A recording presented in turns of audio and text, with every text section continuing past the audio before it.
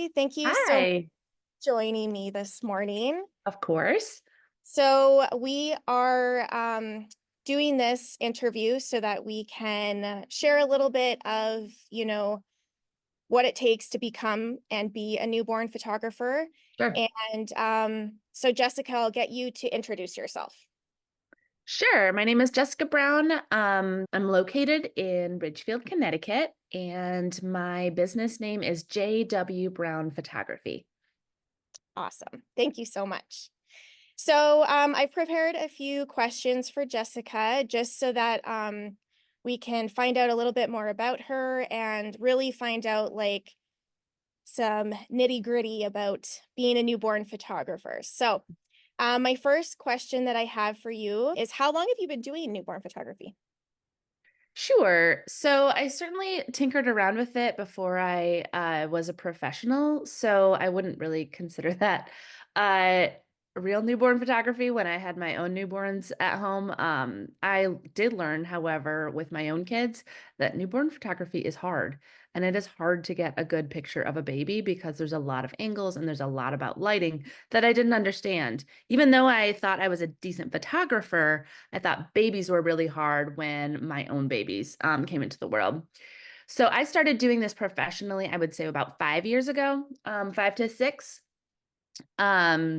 Certainly starting very simple, without a lot of know-how, and then have grown and learned since then. Awesome. Well, I would never have guessed that you've only been doing it for that short amount of time just because you are so good. And we will Thank share you. Jessica's website and her work right after her interview, just so that you guys can see how amazing she is. Thanks. So tell me a little bit more about your favorite things. So tell me, what is your favorite newborn pose? Okay. I would have to say bum up consistently is my favorite. I just think having that little bum in the air and the little, like, you can get little back rolls when you get them into that position just right. It's just so sweet, and it's such a like window in time. Like, you just can get a baby to do that for a really short season in their little life, and it's so sweet and snuggly. So that's my favorite.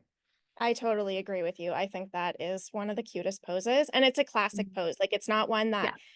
I feel like people don't really like. I feel like every parent loves Yes. the bum up pose, whether they have a diaper on, like with a wrap covering Oh or yeah. whatever. Like it doesn't really Yep. matter if they're wearing a romper or whatever. It's just that pose is so classic. It's such a good one. It's really classic, whereas some of the other poses I do think kind of come and go style wise. I also agree with you that it's really easy to do with a baby in an outfit. I've been doing more, at least like covering of a diaper with a cute little diaper cover, more and more of that lately because the babies seem happier and the parents love it just as well. Absolutely. And I love just getting, getting those little back rolls too. If you don't have a romper on, oh my gosh, just the cutest thing. So cute. And one thing that I have to point out about the bum up pose is that you can get like so many angles, different Yes. angles of the bum up pose. It's probably one of the most versatile poses. Yeah, Definitely. you can really like get a different angle. You could also kind of put a blanket over their like shoulders and get a really like cute snuggled up sleeping look that you wouldn't realize is the same pose. So you can do a lot with it and not move the baby at all. What would you say is your favorite wrap or style of wrap for a newborn? Style of wrap, so like I have two answers. One, I always love a potato done well, because every baby likes it and I can always get great pictures of it. So it's just kind of the like easiest wrap. So a potato being like you wrap the baby in a thin wrap that's stretchy to get them all like snuggled up, and you take their little legs and you fold them in so that you're starting the ball, and then you add a couple of layers of fluff to round it, and then you add your top layer to make it really pretty. The top layer is the only one that really matters what it looks like. I really like that wrap because a fussy baby generally falls asleep. It's something that you can do.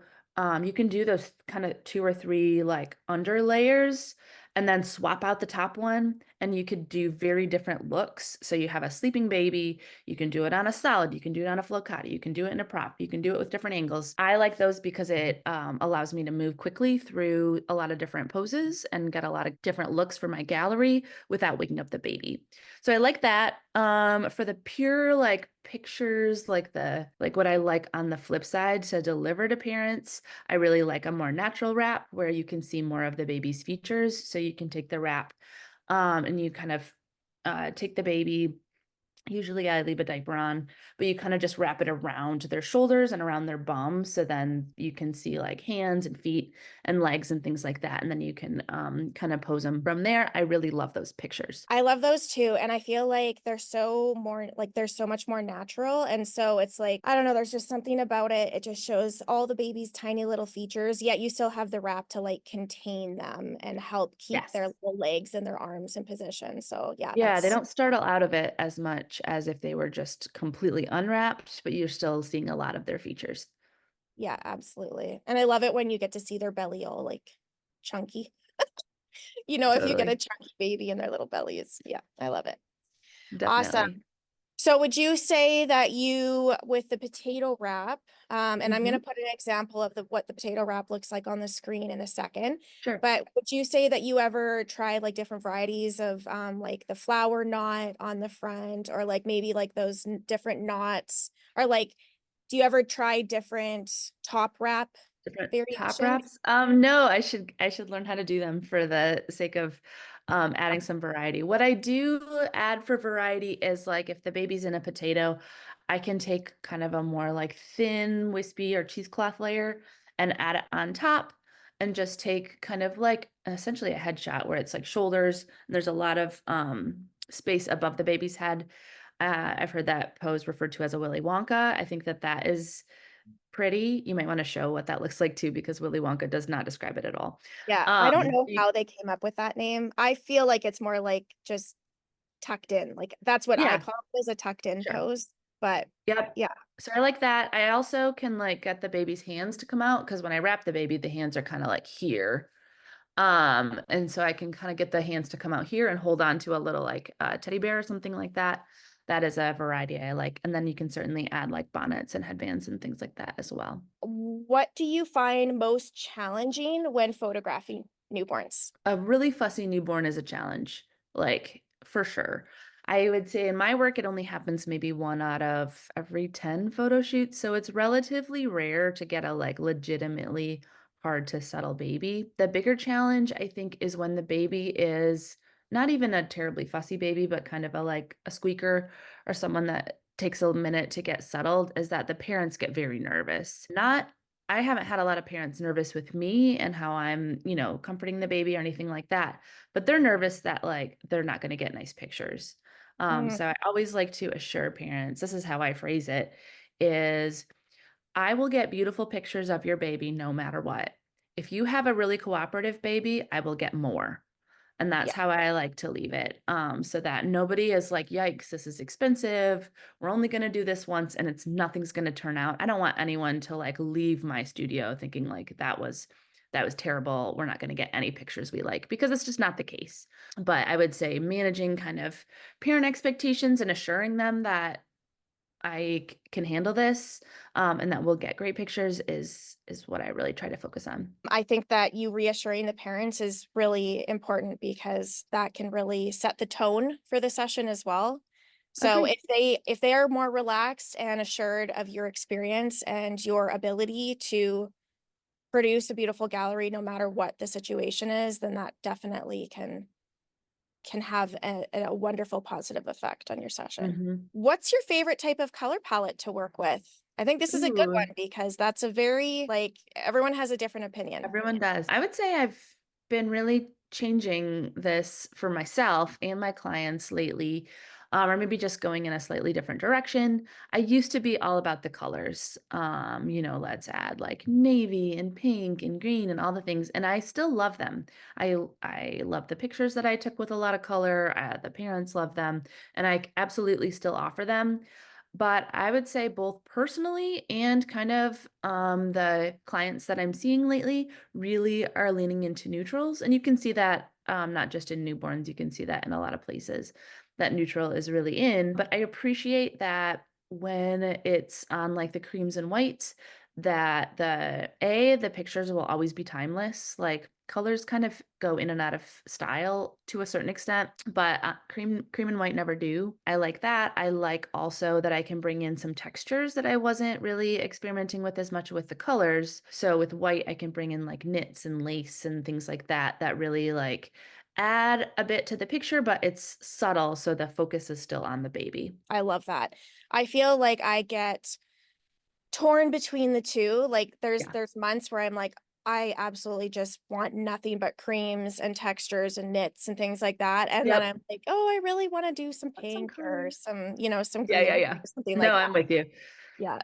I think that's one thing too about being a newborn photographer is that, well, being a photographer in general, we're artists. And so if we're doing the same thing over and over on repeat, it can get a little bland. So it is Yeah, also nice to switch things up. But agree. I love that neutral look. That is definitely a timeless look. So Mhm. what do you find your clients like most? There a lot of them are requesting neutral. So one of the questions that I have in my questionnaire are like, what colors would you like me to use? What neutrals would you like me to use? Because you can go white, cream, or gray, or even like more brown on neutral. So there's different directions you can go. And then the next question after that is, do you want more colors or more neutrals? And almost everyone says, I want more neutrals. And some of them were Interesting. like, I don't want any color at all. Hmm. Interesting. So that's the request from them Yeah. for sure. One thing I can say too is that like if you're a photographer that doesn't have a lot of colors, like in fabrics, or maybe you're just a beginner and you're Mhm. just starting to build your collection, I've said this to my students for years, just start with neutral fabrics like that Yep. like what you mentioned like a beige, cream, white, very light gray. And then if Yep. you want to add in color, like if a client requests color, then grab some like fabrics that you can cut up or layers or little like knits that you can use in props. And that way, you don't have to invest in a million different fabric colors. You can just Yeah. invest in a few layers for props and you Sure. can use those in all different sorts of looks. And that Yeah, way, that's good advice because you don't need as much fabric when it's in a prop as you do when it's like on a posing table or a beanbag. exactly.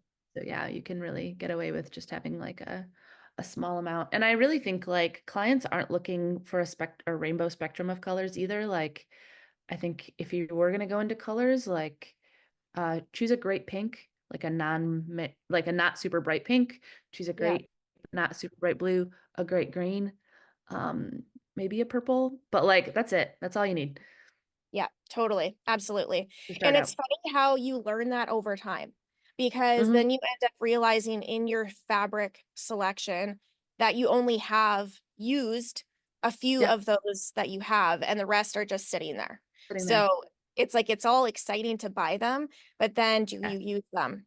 They Do you might be use harder them? to edit. They might not be like a client favorite. Like there's so many different reasons why you might Hmm. buy it and hate photographing with it. And can we talk about where to buy fabrics for a second? Yes, Um, so for the absolutely. Americans, I know when you traveled to Florida, you discovered the delight of Walmart, which I like Walmarts in Connecticut are terrible. Like I've lived in states where Walmart is a decent place to shop, but here where I live, they are awful. They're small, they're not very clean, the like ceilings are low. And Oh, yet, I go to Walmart for the fabric, which is just so weird. I don't I don't really go there for anything else.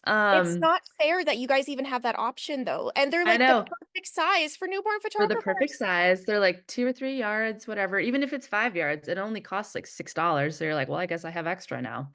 But you Yeah. just go, you don't get to, you get what you get, right? Like you show up and they have rolls and they're like, they rolled all up and they're in a like one big sticker around it, holding it all together.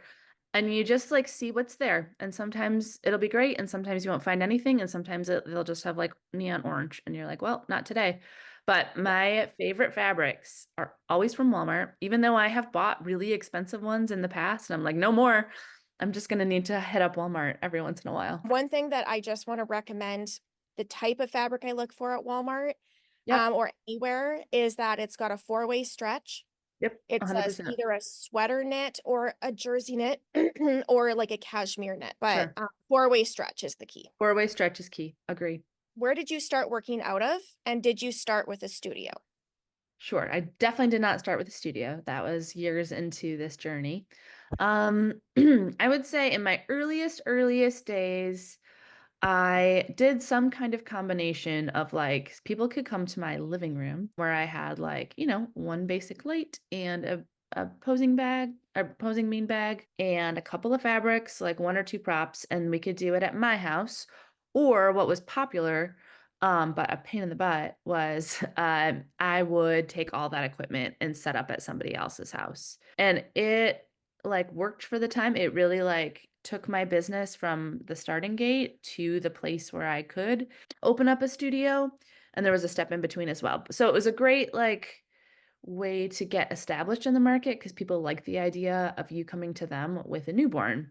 However, I would be terrified every time that there would be one piece missing from my like setup, and like it just wouldn't work. Like if you can't plug in your light, like we're not taking pictures. So that was always like a concern of mine. And then also I did not love the fact that I couldn't control all the factors in a client home. So if their home was just a little too cold, like I could ask them to like pump up the heat, but maybe it's just drafty in there and like that's all there is to it. Or maybe their house is pretty small and like has a lot of furniture in it. So there just wasn't like a great like open space to do the pictures. There were a lot of factors like that that I had to work around that made it a challenge. Again, it was worth it at the time because it is I was able to establish myself professionally and get some really great pictures. Around, let's see, 2020, 2021, when my business was starting to really gain traction, it also made sense for my family to move to a bigger house. So when I was looking for a new house, I was like, I would like one that has a separate studio space kind of built into the floor plan. So when we moved into the house we're in right now, there was a separate like entrance next to the garage that would go right into my basement, and like 3 steps in would be like a separate room in my basement. I wasn't thrilled about the idea of clients coming into the front door and walking by like the breakfast dishes or the whatever in my house. So I wanted something there they could bypass all of that and just go into a studio space. So I did that for like the basement studio I had for a year and a half, maybe couple of years. And that was great. I was happy. I was really pleased with the pictures. I loved being able to control all the factors. I could make it nice and warm down there. It was certainly dark down there, which is another factor you can't always control in someone's house. Um, but it was still a basement where my family lives at this house, and my kids have their cleats like strewn around sometimes, and I would always like be frantic in the morning when people were going to come, picking everything up, and that was a level of stress I did not did not necessarily love. As cost effective as the basement studio was, I was finally able to move into a completely separate space about this time last year. So I have now just a totally Congratulations. separate studio here in my small town in Connecticut, which has been excellent. That's exciting. Yeah, thanks. So it's like baby steps, right? Yeah, absolutely. Can you just tell us quickly how big your studio is? It has two good sized rooms. So like if you think one of them is like the size of a kid's bedroom, one of them is the size of like a primary bedroom. So two good Okay. sized rooms. One of them I use for kind of all purpose. So I have it set up with a LED light that's on wheels, like it like moves around. Yeah. But it looks like kind of like a window with curtains in the pictures. So I have Yeah. that set up in one room with like a brick wall. I also have it set up for babies like first birthdays. I do a lot of first birthdays on like a white backdrop. So that's in one room. And then the other room is more the like newborn specific space where I have the different props and wraps and posing table and stuff like that. Oh, thank you so much for sharing that with us.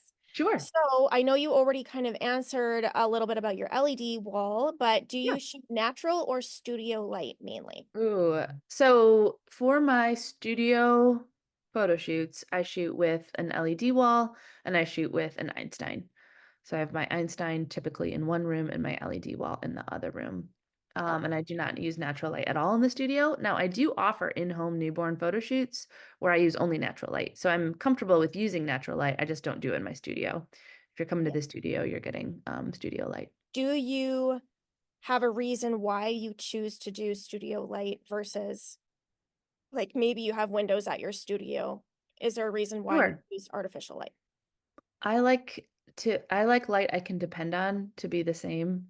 So in my studio, one of the rooms actually has a lot of natural light and I have to use blackout curtains because the natural light was interfering with my studio light too much because I really want, the shadows and the depth of field and things like that to really pop in my picture. So I had to put up curtains. But I like it that my light is the same no matter if it's nighttime, morning, afternoon, cloudy, rainy, anything. I like the consistency of studio light in the studio. Perfect. Awesome. So with that question goes, what do you shoot with? What's your camera? And Ah, also, sure. do you shoot like auto white balance or Mhm, Kelvin mhm. or custom white balance? What would you say? I have 2 Nikon Z6 IIs. And I actually have an old 750, D750 as well, but I always like to have a backup camera, like, with me at every photo shoot because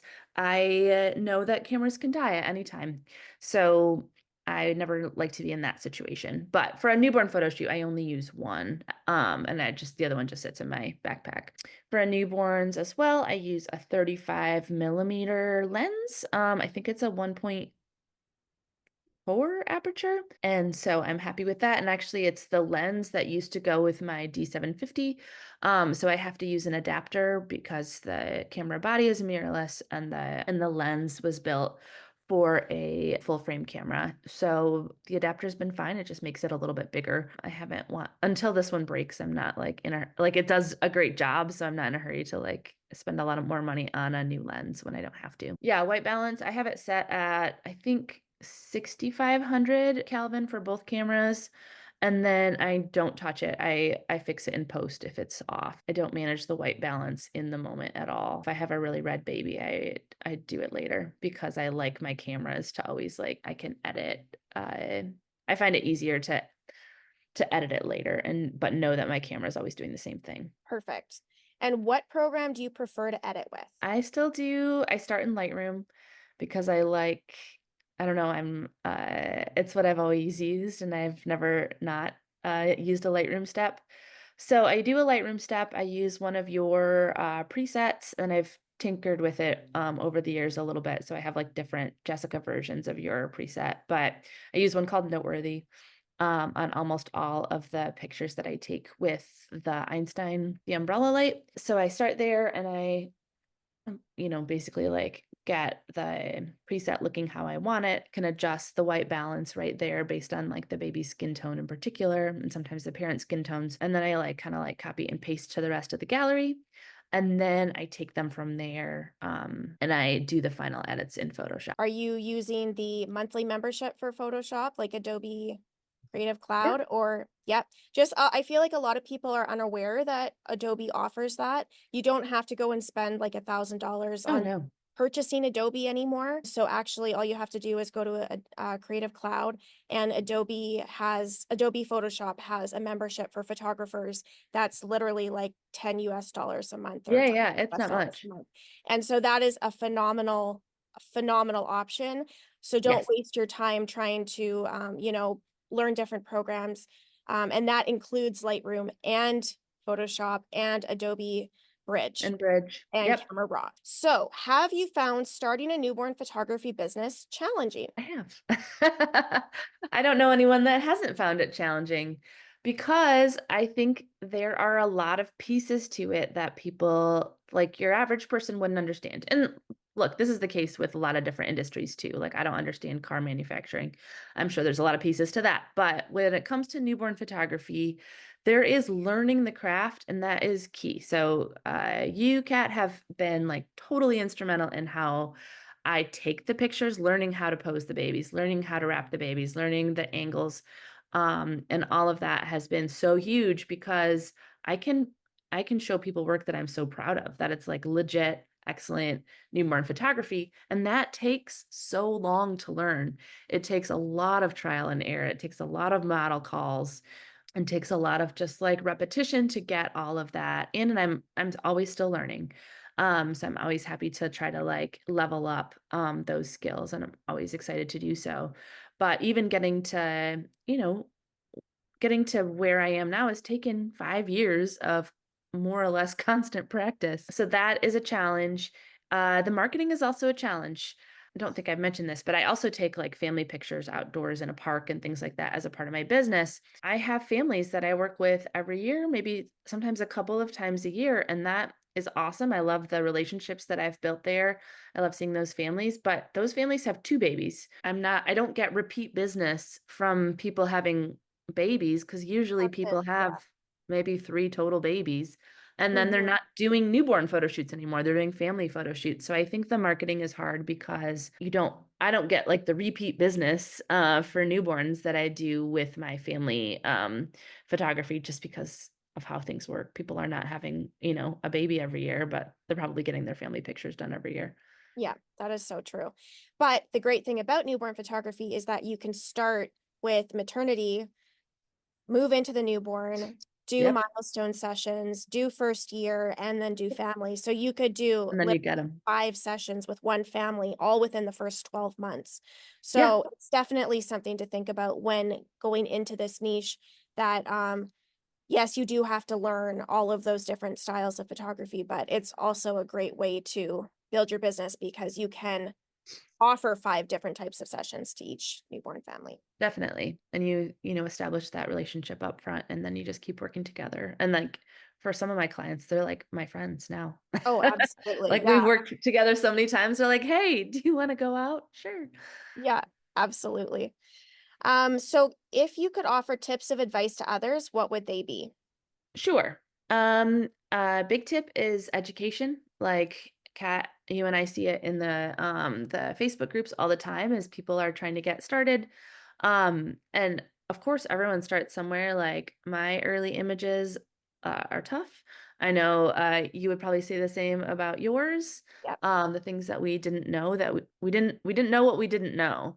Um, and we're able to grow, but it's really hard to establish yourself as a photographer in your area if your pictures aren't good. Just really dedicating yourself to education and learning is really essential in this work. It's just not something that's easy to pick up, especially like on the posed, like studio style newborn photography. I feel like lifestyle is a little bit easier, has been for me, easier to just pick up naturally, but Mhm. the studio and like pose style of newborn photography has taken a lot more education. So it's just worth investing in if you're serious. One thing I have. Another is, I think we kind of touched on this earlier, is like don't buy all the props and wraps. Like buy maybe one or two quality props. Like you need neutral wraps and maybe a couple of colors. And like that's it. Uh, Mhm. don't waste your money on going nuts there. Like put your money toward education, put your money toward SEO, put your money toward something else, Yeah. because clients do not choose you based on your variety of colors and options. Clients choose you based on like how pretty are those pictures. Yeah, exactly. You could have the nicest props in the world and have the baby in the most unflattering position and Totally. lighting. And Yeah. then what good is that, Doesn't work. $500 setup when the baby doesn't look good? So Yeah. I totally agree with you. It's almost like a snowball effect when you become a newborn photographer and you start buying props. It can be very easy to get out of control. Like it can be very, all of a sudden, you're in thousands of dollars worth of either investment or debt buying props. And, half of those things you might never even use. So Yep. it's just a really great tip that you're giving is that don't go crazy. Just Don't go learn crazy. the skill. Education. Education is key. Absolutely. Yep. So let's talk about your future. What are your business Ooh. goals for the next couple years? Well, over the last year, I have started offering a first year program. So for families that are interested in getting their like newborn session the mid-year milestone is what I call it. Photographers sometimes call it a sitter session, but I had found that people found that word too confusing. So mid-year milestone, around the time they can sit up by themselves, is around 6 to 7 months, and then that first birthday. So for parents that want all three of those together, I can offer both a like slight price discount and also have added in like a beautiful album to like commemorate baby's first year. So that has been fun to kind of grow and develop. And also like it's a small business. So it's a little bit trial and error on like, what am I offering? And, what's the discount and how do I market it and things like that. So really leaning into baby's first year being a place that my clients come and they find me because I'm really good at baby's first year is is my focus. And I do a lot of family photo shoots as well. It's a big part of my income, but the more I can grow my baby newborn milestone first birthday stuff, the less I have to leave my family in the evenings to go take photo shoots of other families. The more that I can grow the baby side of things, the fewer family photo shoots I will feel that I need to do just to bring in that income. So that's the goal. Awesome. It's a Yeah. wonderful goal. Think it is time that we show off your beautiful work. Oh, thank you. And so I'm just going to pull up your website and then I'm going to share the screen Sure. and just show off how beautiful your work is because it really is absolutely gorgeous. And I love your new logo, by the way. Oh my gosh, it's so Oh, thank you.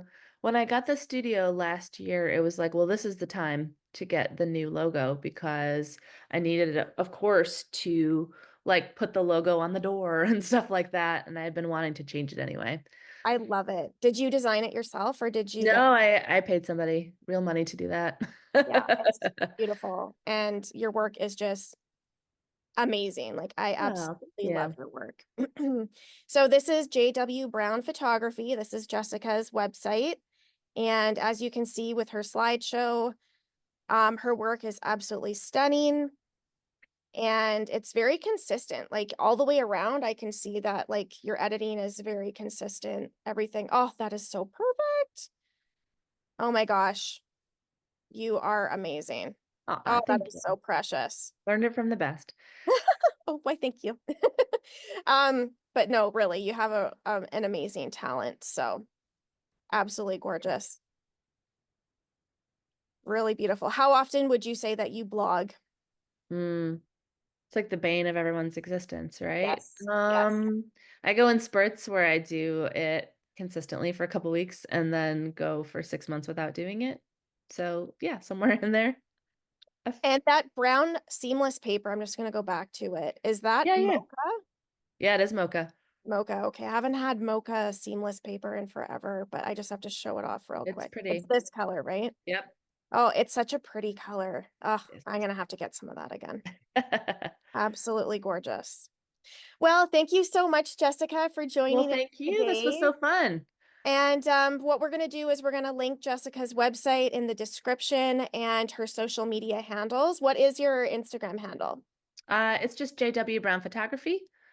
Awesome. Okay, so we're going to link all of her information below if you need a session, if you want to, connect with her on social media or via her website. Definitely go check her out and give her some love. Yeah, And thank you so much, Jessica, for thanks, joining us Kat. today. My And pleasure. we will continue enjoying watching your beautiful work show up in our feeds Well, thank and you. look forward to talking with you again. Yes, absolutely. Talk soon. If you would like to be just like Jessica Brown, who went from this type of photography to this posed photography, then you need to check out my course found at momshogeducate.com. And you want to grab the essentials course. Now, I'm going to post the link in the description below, but you're going to learn how to do all of these different poses and you get it for 60% off. That makes it, instead of $125, only $50. So use the code FLASHSALE0924 and I can't wait to see your glow up next.